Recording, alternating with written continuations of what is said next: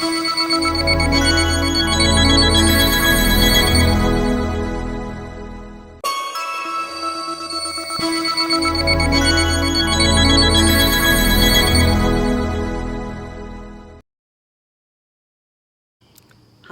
welcome to Mercurius Being Astro Update for the Virgo New Moon. The Virgo New Moon will be exact at 3:16 a.m. on August 27th, and I've highlighted Mars in Gemini, which is tightly squaring the Virgo Sun and Moon just by 3 minutes, so it's a pretty tight square. So for this lunation, I talked a lot about the Virgo energies in the ingress video, which the sun moved into the sign of Virgo on the 22nd. So now the moon comes along and joins the sun in the heavens, and that's what we call a new moon.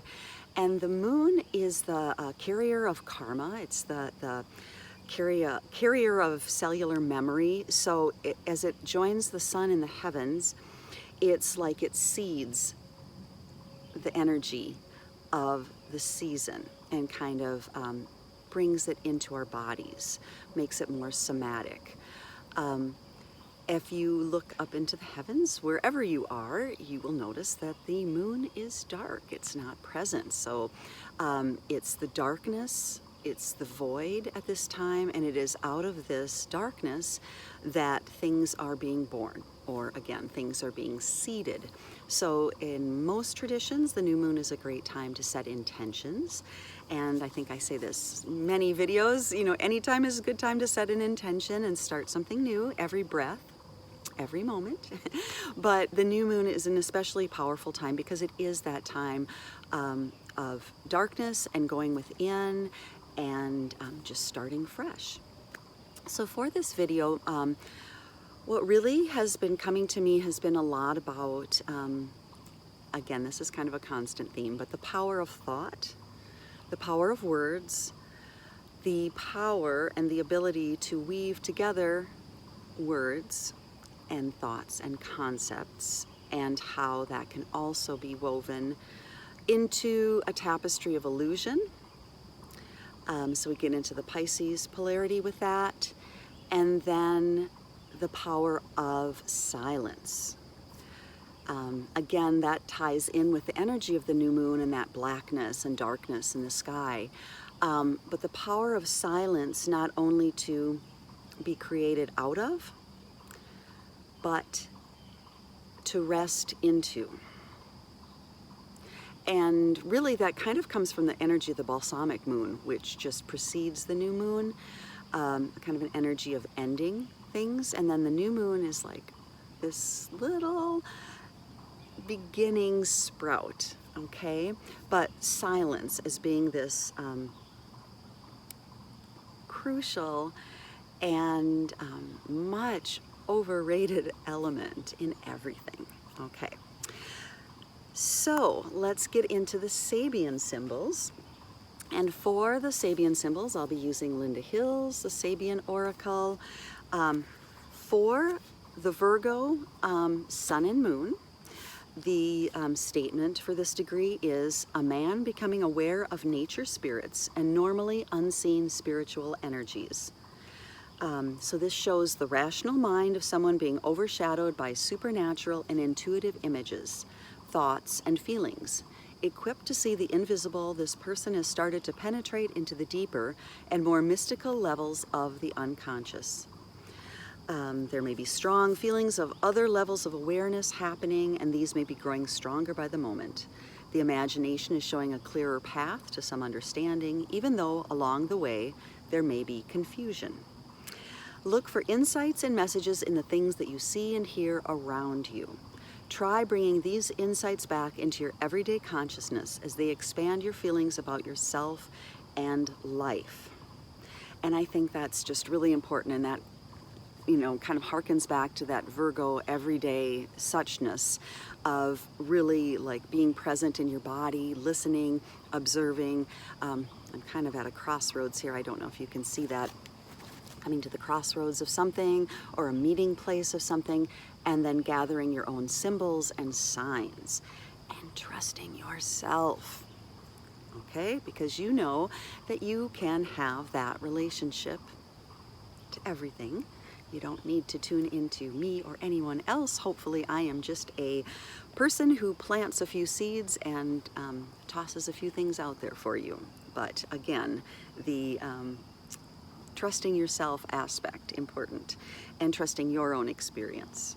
And going back to that Virgo thing and digesting it and integrating it, and releasing back into silence as you do so. All right, let me finish this. Remembering a strong sense of who you are while allowing messages to come through from the other side can lead to a heightened feeling of aliveness and an increased awareness of the magic and mystery of life. Getting in touch with nature spirits and normally unseen spiritual energies can be incredibly enriching, and miracles can happen in your life. Indeed, there can be the revelation of being close to God. Your senses can come alive on many levels, with things revealed that you may have only imagined before.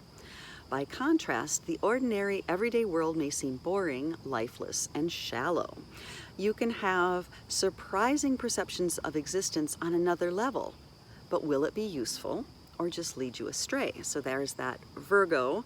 Will it be useful or lead you astray into kind of that illusion and that illusory world? Remember to stay grounded in your experiences, as it can bring you considerable joy. Losing touch with reality, however, can lead to losing the plot to the point where it is difficult to discern what is real and what is not. Becoming more aware of other levels of existence can be enriching in many ways. All right. The degree for Mars in Gemini. So Mars and the Sun Moon are only being squared by 3 minutes. It's a super tight aspect, and it is applying as well. So it's becoming, well, actually it's separating, sorry, but it's still just a couple minutes. It's super tight. Okay. So Gemini 5, Lynda Hill, a radical magazine or publication asking for action, displays a sensational front page. So the commentary for this, it's asking for action, displaying a sensational front page. Sometimes in order to be taken seriously or be noticed, people need to do or say something rousing, radical, or out of the ordinary, especially when there is a need or a desire to change things. There are probably some strong feelings that action needs to be taken. Bear in mind, however, that the status quo can be very hard to awaken, change, or shift.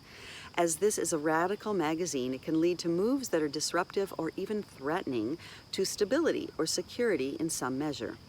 Further, the action that is being called for can lead to some less than desirable outcomes. Events that unfold can be highly charged emotionally. So the oracle for this is you may be motivated for change, and getting the attention of those around you may require radical and even abrasive action. This symbol can equally be seen from the opposite view. Perhaps you are having difficulty with someone who is being noisy, disruptive, demanding, or looking to cause change. Whichever, the issue is most likely overblown and exaggerated in some way. There may be a lot of dramatic action and overreaction to what is said or done. Things may currently seem threatening, but are probably just reflections of moments in time and likely to pass before long. Someone may meet his or her match vocally. Attention-seeking devices such as the sensational front page should be used very carefully and never against anyone. Once everyone is paying attention, there may need to be an effort to publicize a more reasonable perspective.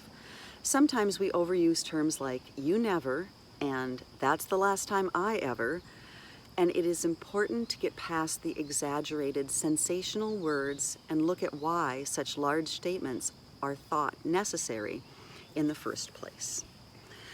So the keywords are speaking one's mind, messages and news that awaken or shock, the need for reform, challenging outlooks, breaking out of constraints, the media, issues of propaganda, headlines that promise more than they can deliver, revolutions, social or emotional causes, conspiracy theories, printing presses, publishing, publicity, gaining attention, speaking one's truth without fear of consequences.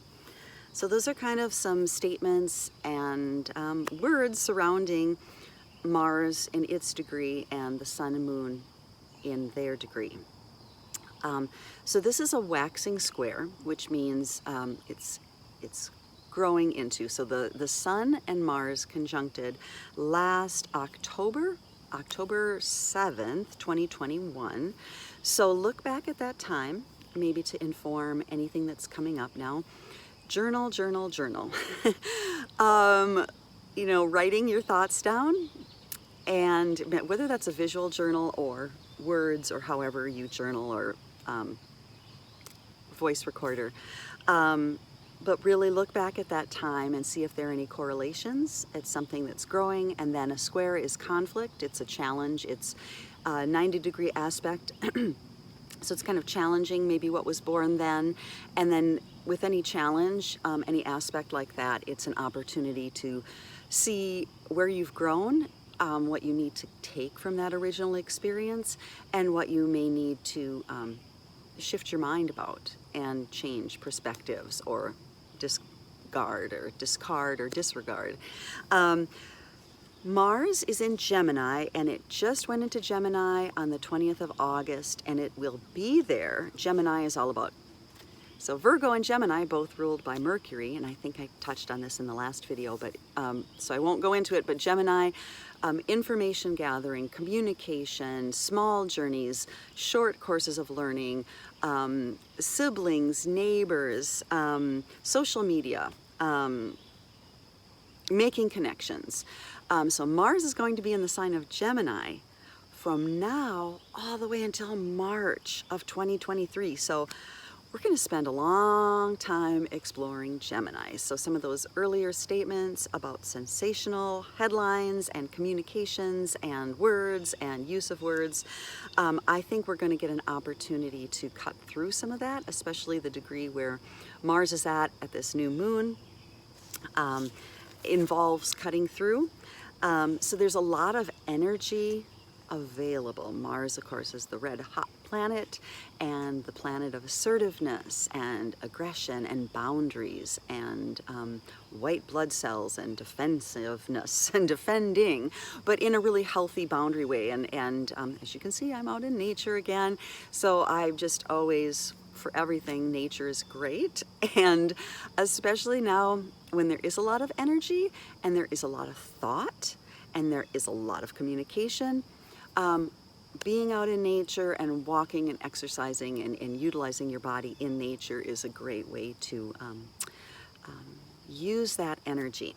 So at this new moon, Mars is also trining, which is a very harmonious and flowing aspect, the ruler of both Mercury, the ruler of both Virgo and Gemini, and Mercury is in Libra. It's an air sign, and it is just newly in Libra. At the new moon, it'll be at 1 degree Libra. And so I'm also thinking Mercury is taking on this inquisitive and balancing nature of Libra, very explorational. As I said in the beginning of the video, the throat chakra that both Virgo and Gemini are in. Mercury rules the throat chakra, the Vishuddha chakra, and it is associated with the ether element. And ether goes everywhere. It's in everything. It's space, the Akash. So I think of this energy as a very explorational. So with Mars trining Mercury, the ruler of the Virgo new moon, and the ruler of the sign that Mars is going to be inhabiting until March of next year, it's a really nice, like, Mercury's there at the door, let's say it this way.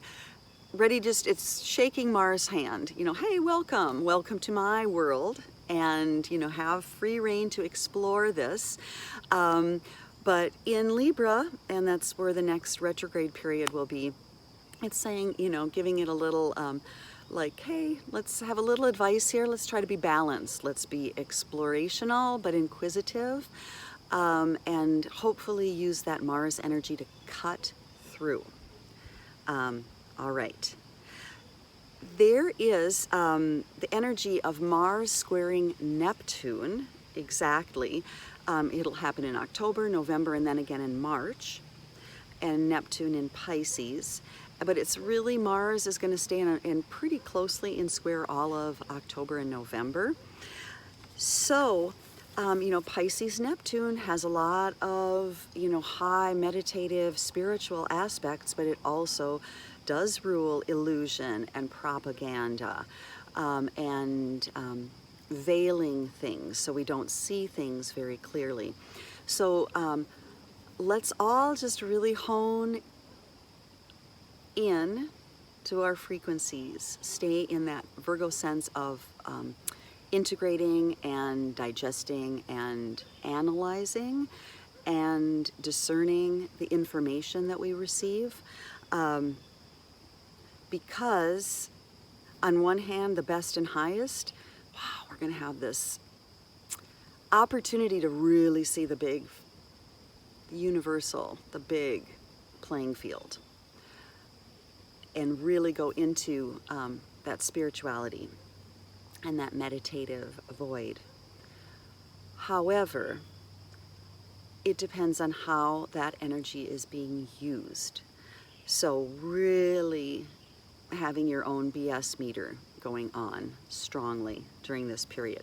Okay, the area of the heavens where the sun and moon are is the same area they were in at the ingress, which is Magha, ruled by ancestors, Pitris, the ancestors looking to where we've come from and what we've inherited, and mentoring and mentorship, of course, being part of Virgo, the power to change, the power to end a cycle, the power to leave a body, all in that realm. The power of lineage, that's where I was going with that.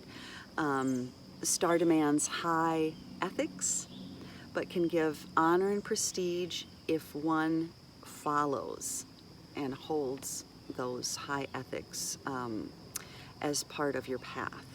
The area of the heavens that Mars is in is Trypticha, ruled by Agni, the god of fire. It's the star of fire, the power to clear impurities and move on, carry things away. So we have the sun and moon being in the area of the power to change, end a cycle, leave the body, and Mars in the area of power to change, power to clear impurities, and move along. So Trypticha is the one who cuts. It's a critical nature with both creative and destructive tendencies. There's a tie-in with eyes. I'm not going to go into all the weaving that I do here, but netra, eyes, and I come back to impurities, and I'll come back to that in a couple other areas here, of water and the eyes and clearing the eyes of impurities. The eyes also kind of part of pitta, of fire, and like seeing sharply and seeing critically. But again, trying to reframe that as maybe using it to see with discernment, but let the tears clear away impurities. So star of courage, awareness, and purification. All right, sharp tongue, dislike imperfection, yet have amazing willpower, independence, and a capacity to care for others. So there is a little bit of tie-in with Shadow Virgo with that, about the critical nature. But again, let's use that critical nature for discernment and to refine something. And of course, when we're creating, we never want to criticize or bring in the critic until the creation is done, because nothing worse than criticism to kill something that's growing, right? So this is all happening in our physical body as well. Gemini rules the right side of the Vishuddha chakra, and the Virgo is the left side, and Vishuddha means perfectly pure. There are 16 petals on that chakra. All the Sanskrit vowels are held in that area of the body. The primary bija mantra for that area is Ham, H-A-M. It is associated with the pharyngeal center, the pharynx. It's the site of constant stimulation when we talk, when we breathe, when we eat, when there's any reflux. So the throat is part of the respiratory system and also the digestive system. It carries food, air, fluid from the nose and the mouth. So there's the top part, it has to do with the nose, and the middle part is the throat, the bottom part of the throat, and then the tonsils. There are 3 sets of tonsils. I guess I haven't mentioned 3 yet. Well, I guess I did with the 3 squares from Mars to Neptune. So 3 is a big number for Mercury. And then even as I'm looking down as a symbol for Neptune, is the trident. It's the weapon that the god Neptune carries. It's also the weapon that Shiva carries, and that corresponds to the Sushumna Nadi, the central energy line in the body, and then the Ida and the Pingala, the right and the left sides, or the left and the right. Ida left, right Pingala. And then, so we have the trident of the body, the 3 sets of tonsils, that's where I was going, located at the back of the throat and base of the tongues. And the tonsils are the body's first defense against infection. So we have this area that's perfectly pure, or that purifies, this energy of purifying of the heavens, and the thought, the power of thought and words to purify.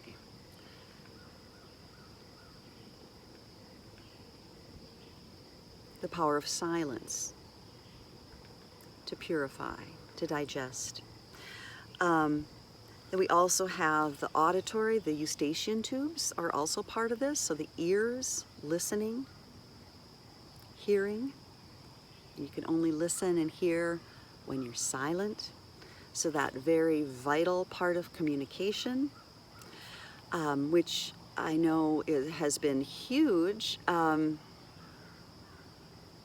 It's huge in music, it's huge in relating, when a person can just sit in silence and, offer empathy for someone else without trying to fix something, without trying to give advice, even to, sympathize or feel sorry for someone, but just to be there. Again, that space, that akash, that ether, that holding and container of space and silence.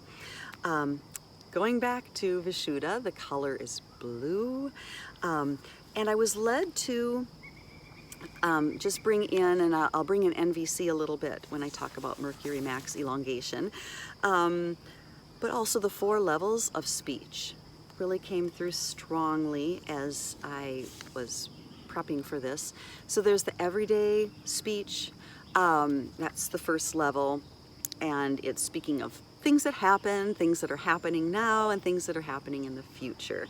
And there's a lot of action, the Kriya, Shakti, the action that comes from just everyday speech and everyday thoughts. The next level up is mental speech. It's verbalized but unspoken. It's our internal monologue and dialogue, and it's associated with jnani, I can't say it today, jnana Shakti, Jnana Shakti, the power of wisdom and knowledge, or lack thereof. It measures, evaluates, and questions. It joins the rational and the emotional to form intentions that precipitate into words. And some of this is from Yoga International too, and I'll cite all my materials in the area below the video. So the next level up from the internal dialogue is associated with the Icha Shakti, the power of desire. And it's really a single-minded speech. It's perceptible, but not particularized. So it's something that's there, but not even broken down into the internal form of sounds and words. So it's the single-mindedness when you're sure of your message, your intentions, whether they're good or bad, but they're very clear. And then a level above that is para, or pure intention, a direct expression of the will of reality.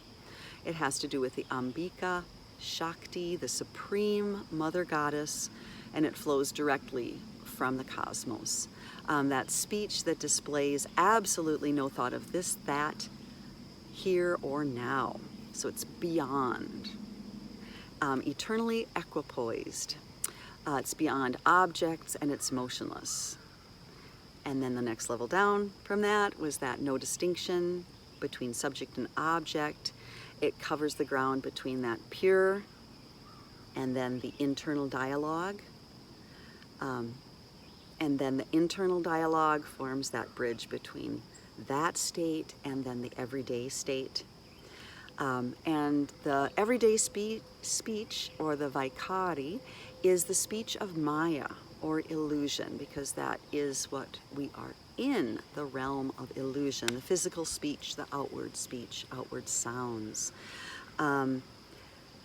So bridging all of those levels of speeches, we really have the divine sound of Om, A-U-M, Anusvara, the dot above the M, where the tongue floats up to the roof of the mouth and kind of just holds this space of silence. And that space of silence is the fourth state, or Turiya. So you have the waking state of consciousness, the subconscious state of dreaming, the deep sleep state of the unconscious mind, and then Turiya, or perfect bliss, that silence, that space and container, which contains it all. So we go from the Om, A-U-M, but the M with the dot is the Anusvara, to the fourth state, which is Turiya. So everything 3, and then the 4, and then of course the 3 and the 4 make the 12.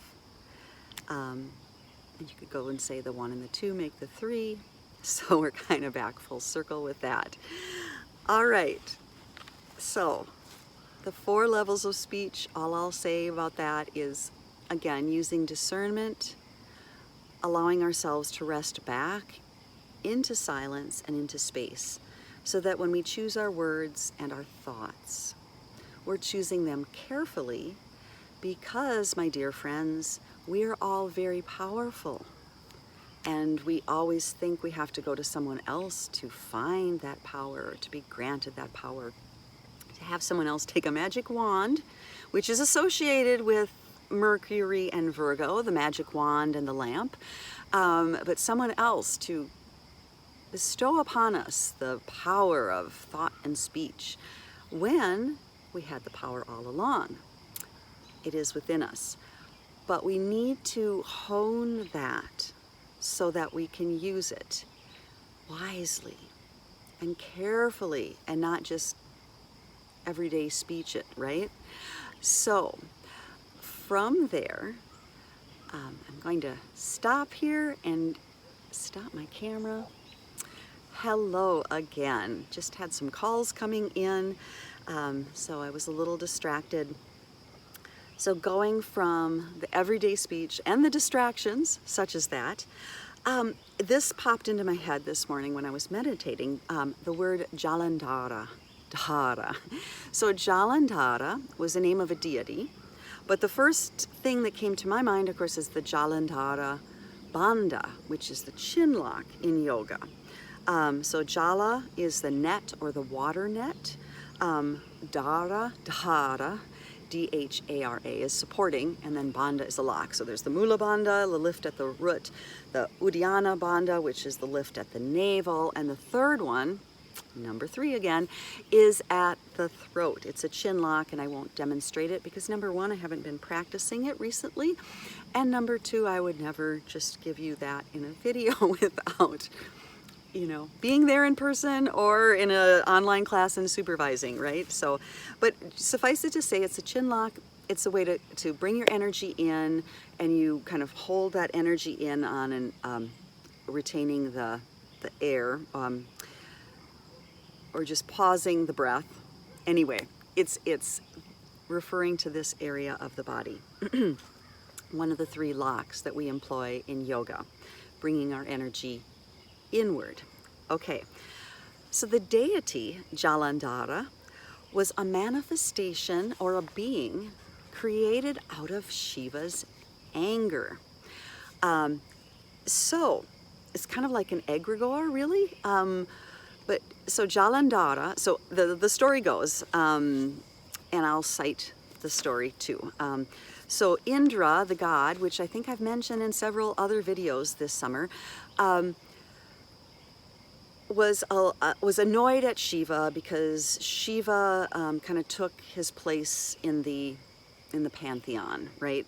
So he went to Shiva, he was all mad, he was going to fight Shiva because, he could see Brahma, Brahma was a creative god, Vishnu was a sustaining god, but Shiva was the god of destruction. So he's like, why is Shiva taking my place and getting all the press?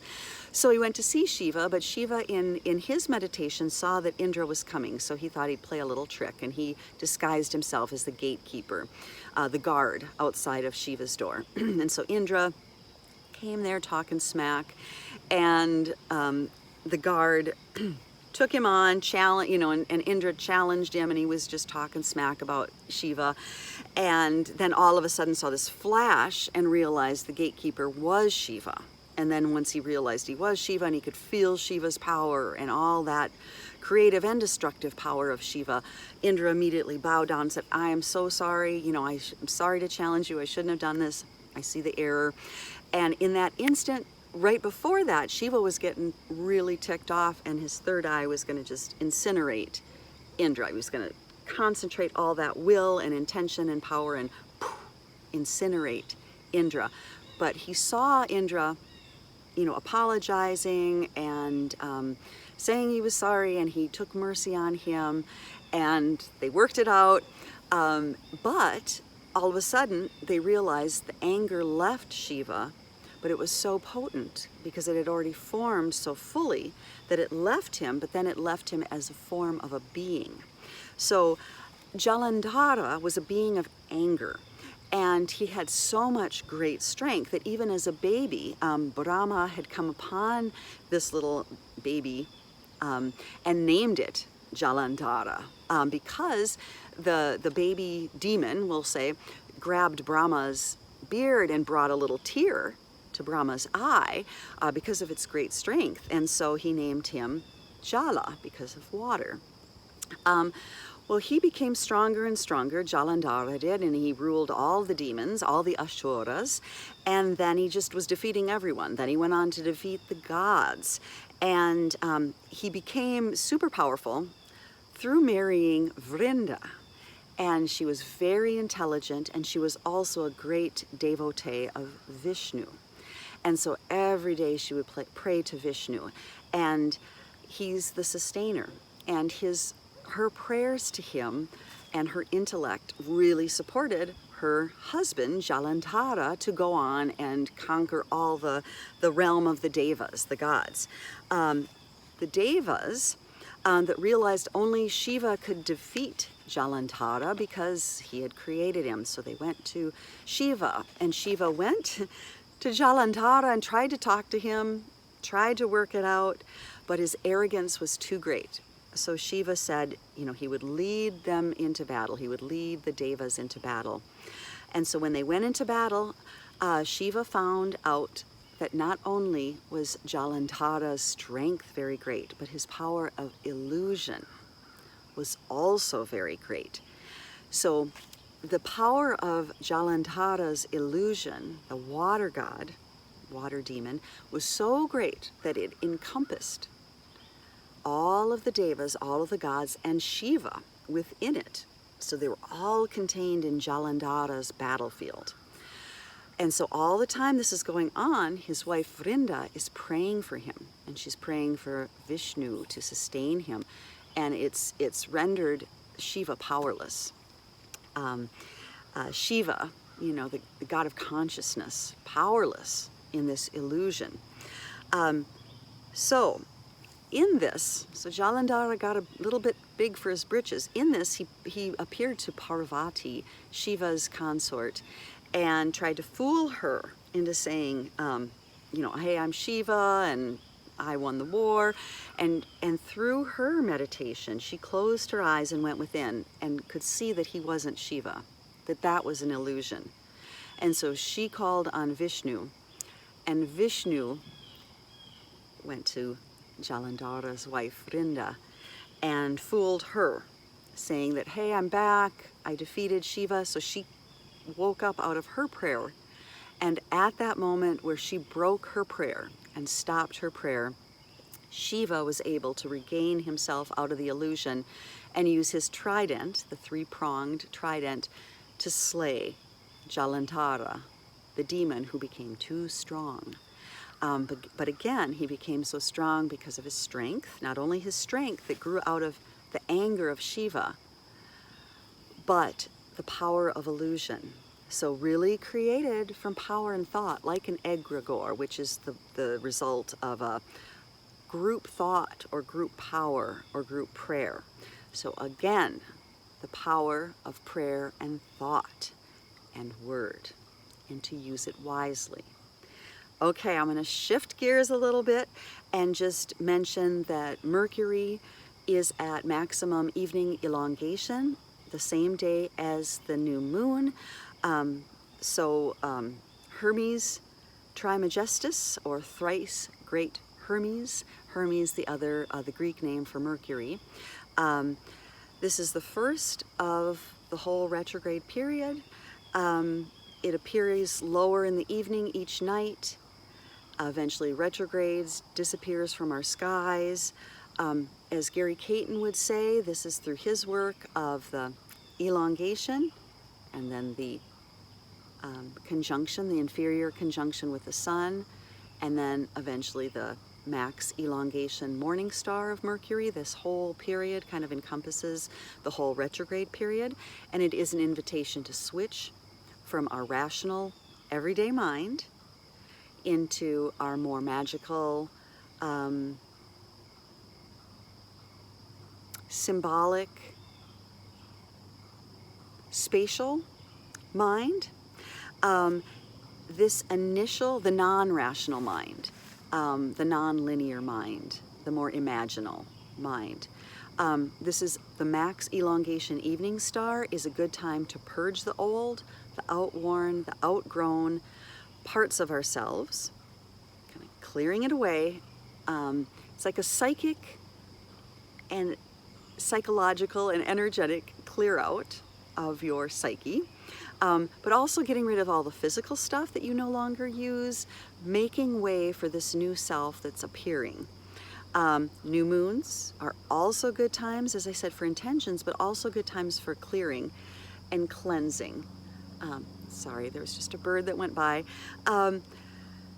In the Kriya tradition, I know we did a fruit and water fast on the new moon, which I always found incredibly difficult. As a good old pitta here, which points to what I'm going to say next is our attachments. So watching out at this time of elongation of Mercury, evening star, farthest from the sun in the heavens. So the sun sets, Mercury is still up there. And of course, Mercury never gets too far from the sun, but this is the farthest it gets, okay? So it's a good time to evaluate your attachments. And because it's Virgo season, again, another tally mark for cleaning up our diet, our daily schedule, functioning in our physical vehicle the best we can, but like really evaluating what our attachments are to food or whatever we're ingesting. Media, I think I talked a little about that last time. Words and thoughts and patterns and pattern recognition.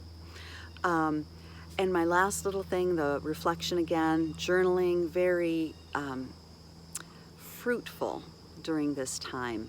And one of the skills and tools, one of the tools I've been using and skills that I'm honing is the NVC, Nonviolent Communication. Marshall Rosenberg is the person, most associated with that. And it's all about observations, feelings, needs, and requests. So by observing, you're detaching, you're getting into that space, silence. Feelings, you're really checking in to see what's alive within you. And in the kind of the Shaivite, the Tantric Shaivite tradition, it's everything's alive within us, whether it's a feeling of yearning and longing, things that heartbreak and loss, sadness, is perfectly okay to be alive within you just as much as joy and love and fulfillment. So allowing yourself space for all that's present, and for allowing all the space for all that's present, whatever it may be, gives us an opportunity to digest and integrate. And then so that's feelings, the needs associated with those feelings, the need to be heard, the need for security, comfort, whatever it may be, just writing that down. It's like, oh, I'm doing this, but really my need is for connection. Maybe my strategy for it isn't very good or effective. Not even going to say good, because it's a strategy. You're trying to work on something. And then after you figure out what it is you're needing, making a request, saying the words to someone, making the request for that. And one of the things in NVC is request that's not made can never be fulfilled, So for me, I know the requesting part is very difficult, asking for it. But it's all a pattern, whether it's observing, feeling, needs, requesting, it all still falls within that realm of purifying speech and not being critical of the process, but allowing yourself to immerse into that process. That would be a great Virgo exercise, right? And really Pisces, and especially with the feelings and the needs kind of coming in there, kind of the oceanic feelings of Pisces. So I am saying, happy integration and happy digestion, which is vast and amazing and powerful, but seemingly so very simple and so, we overlook it, right? It's so simple, we overlook it. But it's really seeing and observing the everyday beauty, and I think I'm going back to that appreciation of everyday beauty, and appreciation of your everyday self, of your everyday body, and appreciating your everyday silence and your everyday speech, and being conscious of illusion and story and patterns, whether it's a story you tell frequently, someone else tells frequently, the illusion we are each weaving, and the illusion we're all a part of. And I think that's it. So until I see you next time, take care.